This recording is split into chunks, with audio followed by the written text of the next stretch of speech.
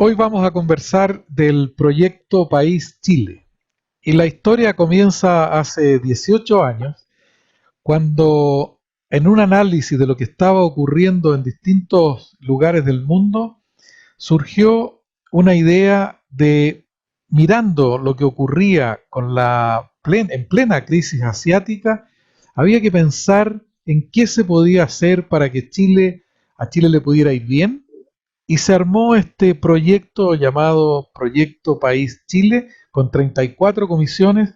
Se publicaron libros el año 2003, el año 2005, 2011, 2019, y este último volumen con una mirada, con una proyección, con una perspectiva al año 2025 y también al año 2040. Hay más de 100 comisiones que están lideradas por reconocidos expertos, con más de 2.000 participantes.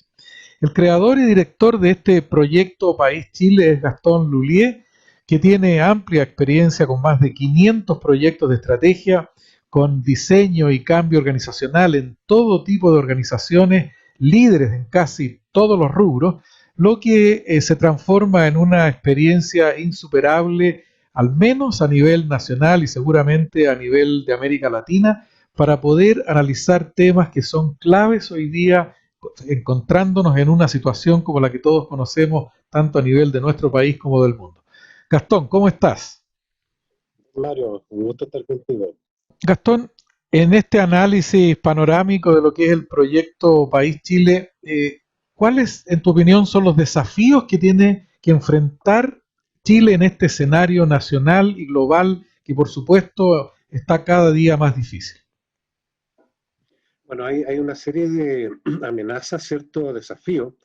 Algunos son globales y otros nacionales. Los globales tienen que ver con los estallidos sociales que están ocurriendo en todos los continentes, que tienen que ver con una crisis de representación en que aproximadamente el 80% de los ciudadanos, en Chile el 74%, dicen que están gobernados por grupos poderosos en su propio beneficio, lo que genera convulsiones sociales, estallidos sociales, cambios institucionales. Y detrás de esto está este concepto de vida digna, que va en realidad mucho más profundo, y lo vamos a analizar después, que tiene que ver con el apremio económico y con la falta de una vida más integral, más allá de la producción. El otro tipo de desafíos son propios, digamos, son locales y que tienen que ver con algunas tendencias que se venían dando de una baja confianza interpersonal, la más baja en la OCDE, de apenas un 13%, no tener un proyecto común, este concepto del individualismo que se traduce en una sensación de abandono y de soledad de los que no les va bien, un cierto deterioro de los valores porque la relación entre el esfuerzo y superación ha ido poniéndose en cuestión, ¿cierto? Y también la relación con el Estado.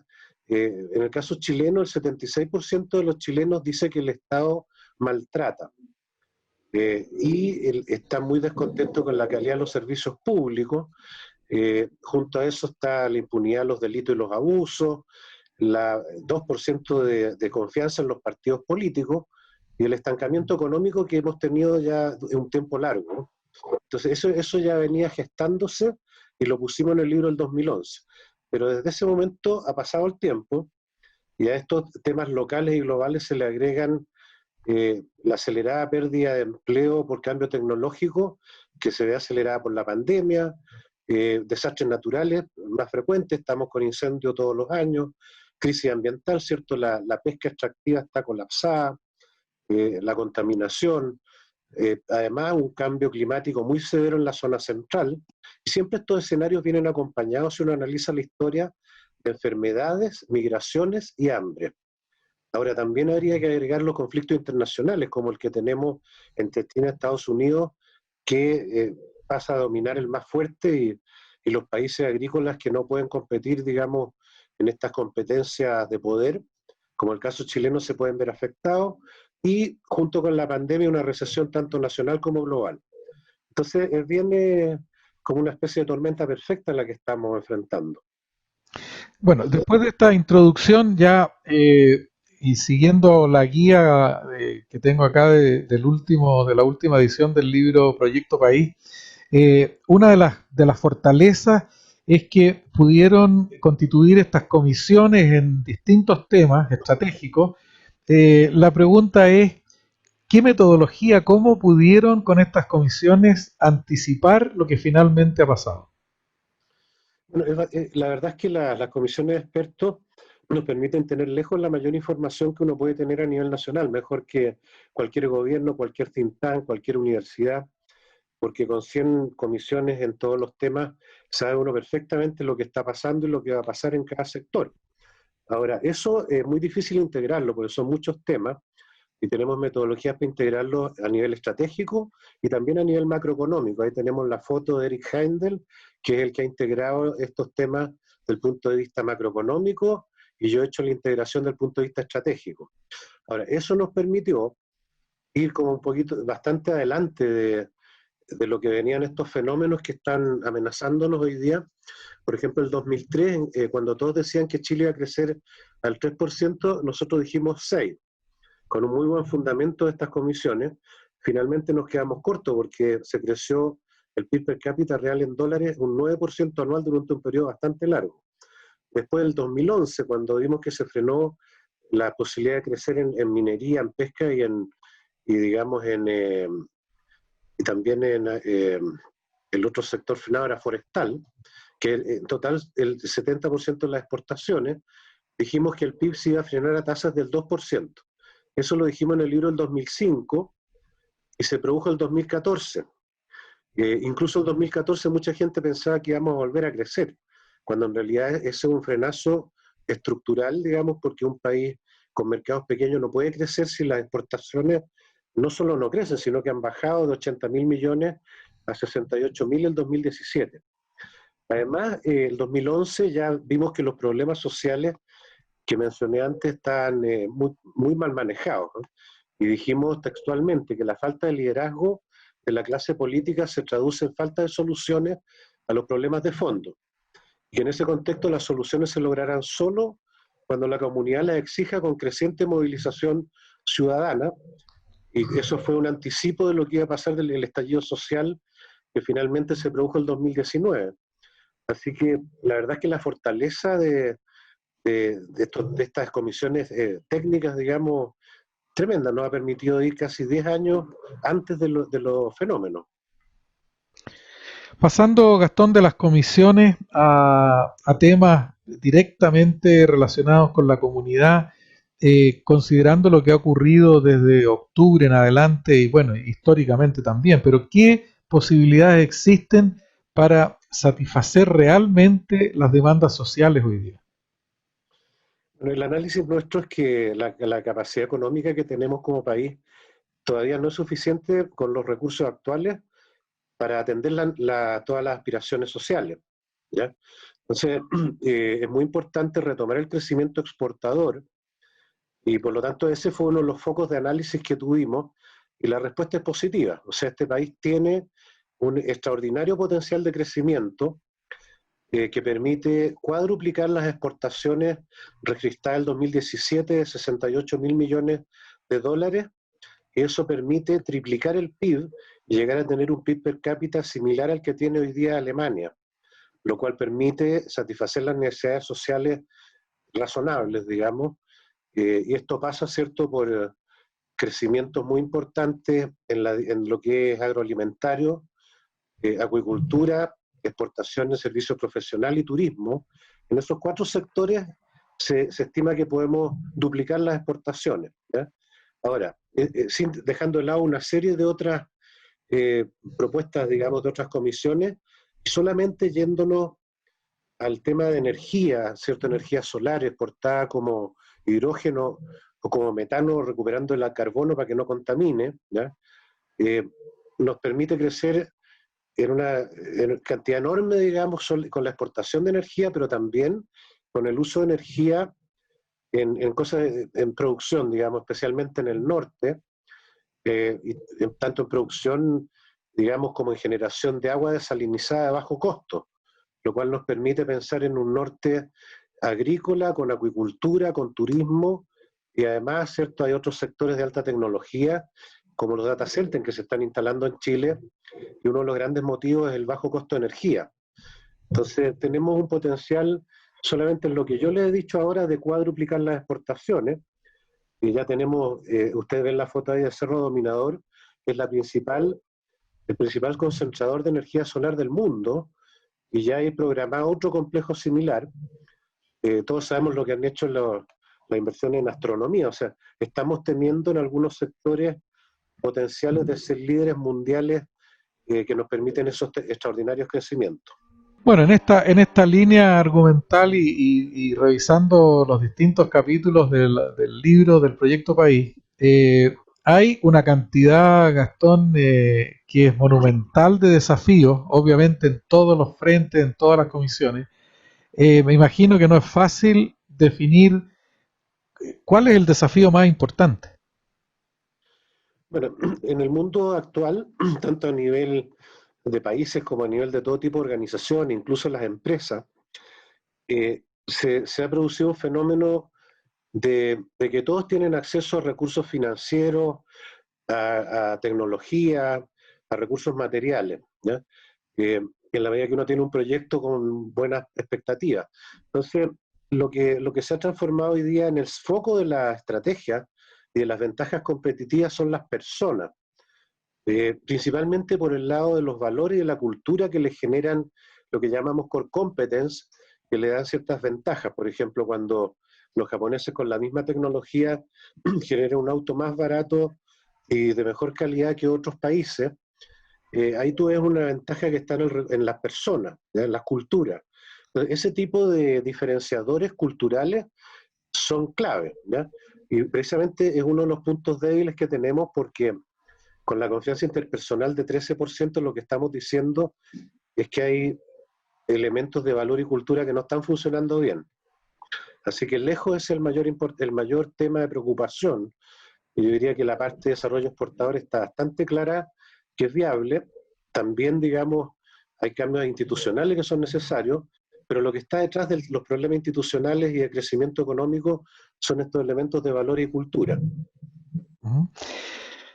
Se ha dicho que hoy día, en general, aún en proyectos de alta densidad intelectual, tiene que haber una épica, tiene que haber una historia, tiene que haber un relato que permita convocar, que permita motivar a quienes tienen que participar en proyectos de este tipo. ¿Cómo definen ustedes los relatos que están proponiendo? Bueno, acá fue lejos el tema de mayor investigación y de mayor esfuerzo, porque es un tema bastante desconocido. Hay publicaciones muy recientes que nos permitieron entrar en profundidad en el tema. Ahí, digamos, una fuente que es muy importante es Simón Anholt, que es conocido como el psiquiatra de las naciones, que hizo una consultoría en Chile y dijo que Chile no tenía identidad en Europa y Estados Unidos, pero lejos de ser un problema, dijo que era una tremenda oportunidad de emerger con un relato que aporte al mundo actual. Entonces, en esto de los relatos, por supuesto, no sacamos nada con copiarles a otros, tienen que ser relatos propios. Así que tuvimos que explorar nuestra herencia cultural y nos encontramos que la herencia cultural está con un relato, digamos, muy importante para combatir a nivel mundial los problemas que tenemos, ¿cierto?, de foco en el consumo, individualismo, de una sociedad actual que nos lleva a un ciudadano promedio consumista, que está cada vez más inmerso en la vulgaridad, la falta de respeto, consideración, corrupción, debilitamiento de la espiritualidad, que este es un mensaje que nos da Gastón Sublet, y las virtudes que tenían nuestros antepasados se han ido perdiendo en este mundo materialista. Ahora, la, lo que está emergiendo en el mundo, ¿cierto?, son sociedades más virtuosas, como son la economía colaborativa, que ya no es tan materialista, porque como el nombre lo indica es colaborativa, la autoorganización de comunidades, el desarrollo descentralizado. Entonces, esas tendencias que son más humanas que materialistas, son muy parecidas a la organización que tenían nuestros pueblos originarios, especialmente los mapuches, que tenían una organización igual que esta economía colaborativa, que no es jerárquica, que era colaborativa, y por lo tanto la única manera de operar era en términos de confianza, meritocracia. Henry Mintzberg nos dice, hoy día, ¿cierto?, que este tipo de organizaciones son las más adaptativas, las más innovadoras, las más resilientes, y por lo tanto son la organización del futuro. De hecho, están este tipo de organizaciones poniendo en aprieto a las organizaciones piramidales jerárquicas, como vemos con los Uber, como vemos con Amazon, ¿cierto? Entonces, curiosamente, nuestra herencia cultural nos sirve mucho en el mundo actual, precisamente porque no eran jerárquicas. Eh, Hay mucha sabiduría antigua muy valiosa, pero estas instituciones jerárquicas que construyeron la muralla china, las pirámides de Egipto, qué sé yo, los mayas, los aztecas, los incas, no tienen esa característica. Son culturas muy sabias, pero al no ser colaborativas no son modernas. Ujú. Eso además se junta con un relato cierto de que la reciprocidad, tanto comercial como social como ambiental, significaba que, por ejemplo, ellos no podían consumir y destruir el medio ambiente. Si arrancaban un árbol tenían que plantar otro, lo cual los hacía muy austeros porque no podían depredar la naturaleza. Y esa austeridad los llevó a una cultura no enfocada a hacer pirámides, sino que una cultura enfocada a ser mejores hombres, con una filosofía mayor, con una profundidad mayor, y eso, cierto, es un relato totalmente desconocido, pero que es no solamente una solución para el caso chileno, sino que pensamos que es exportable. ¿Mm? Ujú. Ahora, si vemos, ¿cierto?, en cómo este relato se podría escribir, digamos, de alguna manera, hay muchas formas, pero una, ¿cierto?, es que las amenazas que tenemos hoy día sacan nuestra mejor versión de resiliencia y fraternidad. Como eran tan adaptativas estas culturas, son fáciles de adaptarse y ser resilientes. Y volvemos entonces a las soluciones tradicionales que permitieron que los españoles no pudieran derrotar en 300 años a los mapuches, ¿cierto? También por este motivo. Y nos damos cuenta que somos capaces de superar los obstáculos y además de superarlos, de fortalecernos y cohesionarnos y ser mejores personas y tener mejores valores. Y eso es porque en nuestro territorio por miles de años se ha cultivado la resiliencia y esta lucha ha durado tanto tiempo que nos permite presenciar lo efímero de las amenazas y lo eterno de nuestra existencia. Ese tipo de relatos, ¿cierto?, son relatos muy útiles en un mundo que está afectado por el cambio climático. Si vemos acá, ¿cierto?, Chile, dentro de los países de la OCDE, triplica la cantidad de recursos a nivel del PIB asociados a desastres naturales. El país que lo sigue es Turquía. Entonces Chile, con el terremoto del 60, con esta resiliencia de los mapuches, con esta cantidad de desastres naturales, es una leyenda, es en resiliencia, ¿ya? Y además, ¿cierto?, esto se junta con que en el cambio climático, si ustedes ven este mapa que está acá abajo, el único país que se ve poco afectado por el cambio climático, o sea, perdón, se ve muy afectado, pero tiene capacidad de adaptación, es Chile, en toda la región, ¿ya? Y eso es porque con una población de 20 millones, teniendo todos los ecosistemas que tenemos con los diferentes climas, ¿cierto?, que de norte a sur, tenemos suficiente alimento, agua y todo lo necesario para esa pequeña población. Ujú. De hecho, Chile es un país más grande que cualquier país de Europa, menos Rusia, y más rico, ¿ya? Entonces, tenemos una ventaja de resiliencia también que nos da el territorio, no solamente para nosotros, sino que para contribuir al mundo con energía saludable, con alimentos saludables, sin contaminar, siendo un ejemplo medioambiental, ¿ya? Entonces, Chile puede construir una leyenda a partir de todo esto que estamos hablando.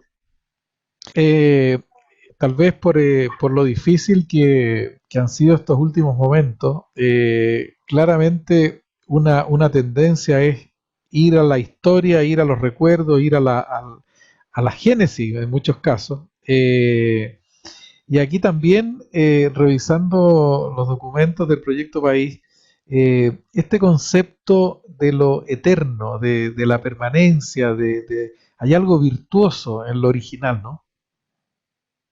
Pero lo notable de eso es que nuestra cultura, ya hay, como Tom Dillehay, que es un antropólogo, dice que es milenaria. Él participó en Monteverde y descubrió, ¿cierto?, que hay al menos 15.000 años de antigüedad de la presencia del hombre, del ser humano, ¿cierto? Y con estudios de ADN hoy día se ha podido demostrar que llegaron por el Amazonas y que tienen los haplogrupos similares, por ejemplo, a los mongoles, ¿ya? De hecho, la fisonomía es muy parecida a los mongoles. Entonces, hoy día podemos entender mucho mejor de dónde venimos, ¿ya? Y una de las cosas que también se descubrió hace poco, ¿cierto?, es que el 86% de los chilenos tiene ADN de los pueblos nativos, principalmente mapuche, que era predominante desde Copiapó hasta Chiloé. Entonces, para nosotros, este 86% tiene en promedio un 44% de ADN nativo, y 52% europeo y 3% afroamericano. Entonces podríamos decir que tanto los mapuches como los chilenos somos igualmente mestizos. Desde ese punto de vista tenemos una homogeneidad étnica extraordinaria. Aquí en este país no hay ninguna lógica de tener algún tipo de discriminación racial. Digamos, esa homogeneidad no solo es en el ADN, porque esto significa que el 86% de los chilenos tuvieron madres mapuches, tuvieron además 300 años de aprendizaje en las guerras con los mapuches, y eso obviamente nos marca, ¿cierto?, como un pueblo que no se originó eh, cuando Chile se creó, sino que es un pueblo que tiene raíces mucho más profundas, milenarias, tanto en su genética como en su comportamiento resiliente, y hay muchos comportamientos del chileno que hemos heredado, por supuesto, de esta herencia. Nosotros lamentablemente lo hemos perdido, ¿ya? Ujú. Siguiendo con este recorrido por el proyecto País, después de este tema más histórico y más de visión original, eh, uno entra al tema de vinculación política, si tú quieres, de finalmente cómo impacta lo colaborativo en la convivencia diaria donde hay que hablar de democracia y no de la democracia tal vez tradicional, sino mucho más directa y mucho más participativa. Bueno, hoy día podríamos recoger esa herencia cultural y ser pioneros al nivel, por ejemplo, de un sistema como tiene Suiza, democracia directa, en que hay territorios que son los cantones. Mi bisabuela era suiza, ¿tá? Entonces, lo que ocurría allá, ¿cierto?, es que muchas veces los suizos no conocen el nombre del presidente de Suiza, están preocupados del territorio, ¿cierto?, y de las negociaciones entre los cantones para definir temas a nivel país, ¿ya? Nosotros deberíamos volver entonces a las comunidades territoriales, fraternas y resilientes, que están en el origen cultural nuestro, que además nos sirven hoy día como una primera línea de defensa, ¿cierto?, ante el desempleo que se está produciendo, de tejido social de apoyo, de colaboración, de confianza, y todo eso nos aleja de los males del individualismo, del materialismo, del abandono de los que son más débiles. Entonces, un primer propuesta del proyecto país muy importante es volver a las comunidades resilientes, ¿cierto?, y fraternas a nivel de territorio. Y eso, traducirlo, ¿cierto?, a nivel país, en algo que hoy día nuestra institucionalidad no tiene y las clases políticas no hacen, ¿ah? Que es mirar el largo plazo, porque con gobiernos de 4 años siempre estamos todos los ejecutivos y legislativos preocupados de mirar, digamos, al cortísimo plazo, pero no más allá. Entonces, la propuesta nuestra es tener un Consejo Económico Social de representantes de comunidades que sea el que traiga los planes de las comunidades territoriales para definir agendas país, tanto en el tema de desarrollo como en el tema tributario como en el tema social. Entonces, el hecho de tener comunidades territoriales conectaría con una institucionalidad de democracia directa, ¿ya?, porque estos representantes de comunidades se responderían a sus comunidades, ¿ya? Ujú. Entonces, serían representantes directos de las comunidades, que es como ocurre en Suiza, ¿cierto? Y eso sería un cambio institucional muy contundente. Ahí nos ayuda mucho, por ejemplo, que los 12,8% en el último censo de inscritos como pueblo originario tengan una bancada de pueblo originario que permita que tengamos un 10% más de representantes de comunidades territoriales y también, digamos, elegir directamente en las distintas ciudades. Y no estamos hablando de políticos, intendentes o, digamos, sino que gente que efectivamente sea gente de la misma comunidad. y que representen a la comunidad y que no tengan ninguna atribución salvo ser portadores de palabra de la comunidad. Ese sería un país de democracia directa y respondería a nuestra herencia cultural perfectamente y compensaría el déficit que tenemos hoy día. Y dejemos al Ejecutivo, al Legislativo que hagan lo que hacen, que es el corto plazo. ¿Mm? Exactamente, Viendo exactamente. estas agendas de la ciudadanía. ¿Mm? Ahora, esas propuestas que son tan profundas, ¿cierto?, tienen que ver con un país moderno en que sus distintas comunidades operan en forma no jerárquica y colaborativa, no centralizado, bastante descentralizado. Eso nos lleva a estar representando en Chile lo que es el mundo moderno en términos de economía colaborativa, economía circular, redes sociales, autoorganización de comunidades, con las nuevas tecnologías, y podríamos tener, ¿cierto?, una solución que fuera un ejemplo a nivel mundial.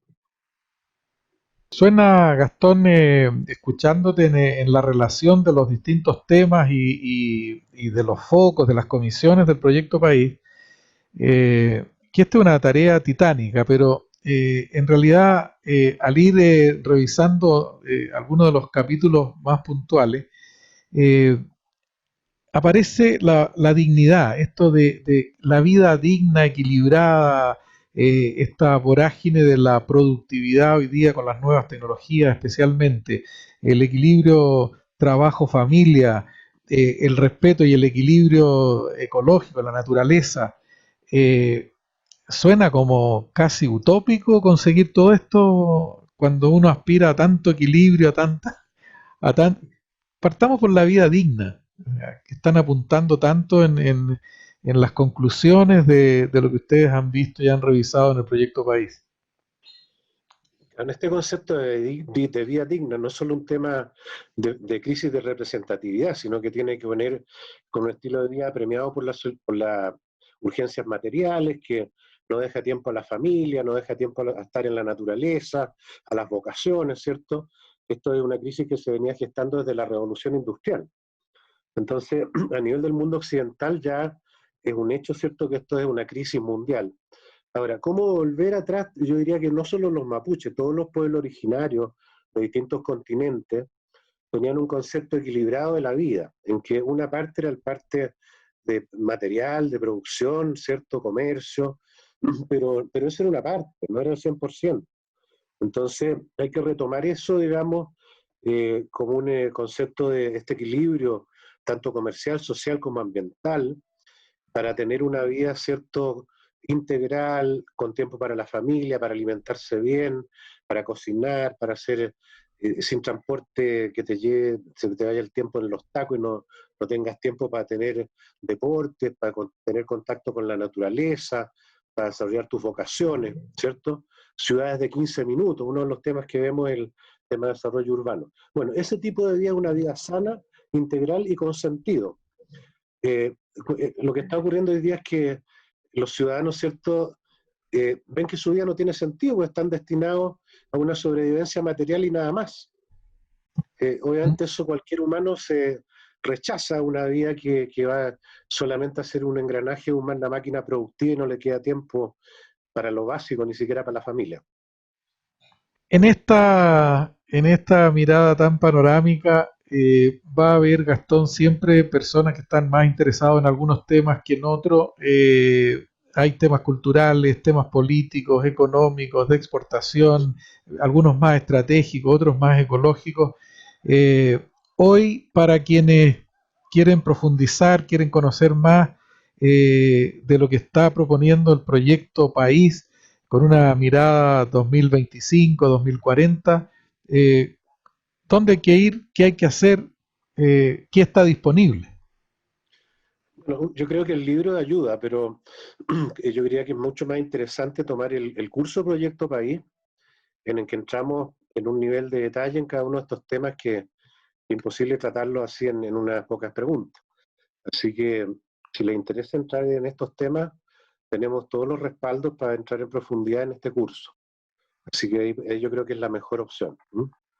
Y este es un curso que va a estar disponible en plataformas online que permita, me imagino, sobre todo con con la propuesta asociada, implícita y explícita también de descentralización que, que permita a chilenos de distintas regiones poder tomar este curso, ¿no? Y también de todo el mundo. Son cursos que tenemos, ¿cierto? Una parte asincrónica, que son multimedia, ¿cierto? Capítulos así de 20 a 30 minutos, que nosotros se los entregamos a los que entran en el curso y después sesiones sincrónicas en que conversamos, aclaramos las dudas, les damos algunos tipos de tareas y después otras sesiones sincrónicas en que revisamos cómo le fue con las tareas, aclaramos las dudas y el curso, por lo tanto, tiene una parte interactiva y tiene una parte blended. Ahora, yo sé que es difícil pedir resumir un libro de 400 páginas, pero bueno, esos son los desafíos, Gastón. En 2 minutos, ¿cómo resumes esta conversación? Bueno, nuestro objetivo no puede ser el foco material infinito, sino que la vida digna, que es una de las componentes del material. ¿Cómo lo logramos eso? Exportaciones de valor, que tenemos un tremendo potencial, que nos resuelve el tema material, pero también, ¿cierto? En la vida digna influyen mucho estas comunidades fraternas y resilientes con un estilo de vida colaborativo, ¿cierto? Con redes de apoyo, con sentido de pertenencia y tener una democracia que refleje, ¿cierto? Esta sabiduría de las comunidades en un consejo económico-social de representantes de comunidades hablando sobre el largo plazo. Y esto, ¿cierto?, se apoya en territorios competitivos que tienen una sinergia entre distintas actividades productivas y que generan territorios competitivos para atraer talento, inversión y emprendimiento. También requiere un soporte tecnológico, este tipo con democracias directas y consultas, digamos, hoy día tienen una tecnología de apoyo que lo hace fácil, pero todo esto se fundamenta en una herencia cultural muy virtuosa, ¿cierto? Que gracias a Dios, en este caso, en el caso chileno, la tenemos. No son muchos países los que la tienen. Tenemos la fortuna de tenerlo. Bien, y para ir cerrando, Gastón, algunas referencias más puntuales.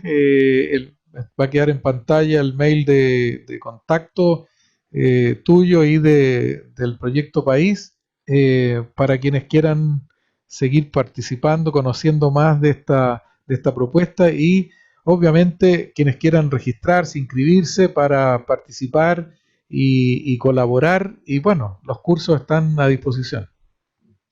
Obviamente también los invitamos a formar parte del proyecto País. Cualquiera que pueda ayudarnos a mejorar los contenidos, agregar contenidos nuevos, ayudarnos a difundir, todo eso es muy bienvenido. Así que muchas Bien, gracias. bien, Gastón, gracias por este contacto. Va a quedar disponible online para quienes quieran saber más. Es un proyecto en proceso, siempre en curso. El desarrollo es una tarea de largo plazo, una tarea de todos. Nadie sobra. Bienvenida a todas las participaciones, ¿cierto? Exactamente. Ojalá todos tuviéramos una participación en este proyecto que es de todos. Muy bien, gracias, Gastón. Gracias, Mario.